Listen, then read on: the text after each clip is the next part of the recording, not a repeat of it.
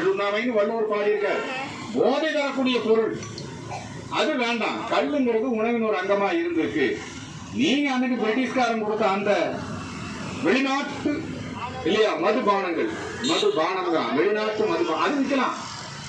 நீங்க கேரளால கல்லுக்கிற இருக்க கொஞ்சம் அது ஒரு ரிலீஃப். அந்த கோரிக்கை கேட்கிறாங்க விவசாயிகள், தென்னை விவசாயி, பனை விவசாயி, அதுல நலமடைய முடியும் கேட்கிறாங்க.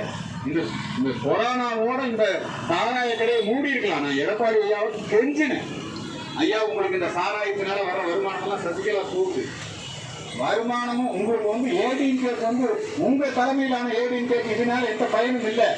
நீங்க மட்டும் சாராய கடையை இந்த கொரோனாவோட மூடிட்டீங்கன்னா காலம் முழுவதும் நாங்கள் உங்களுக்கு கடன் நான் பங்கெடுத்திருக்கிறேன், அங்கெல்லாம் வந்து பங்கெடுத்திருக்கிறோம். ஒவ்வொரு அமைப்பும் அவங்க பாதையில் செஞ்சிருக்காங்க, எவ்வளவோ முயற்சி எடுத்தோம். இது வந்து ஒரு அரக்கன், இந்த மது அரக்கன், இந்த போதைப் பொருள்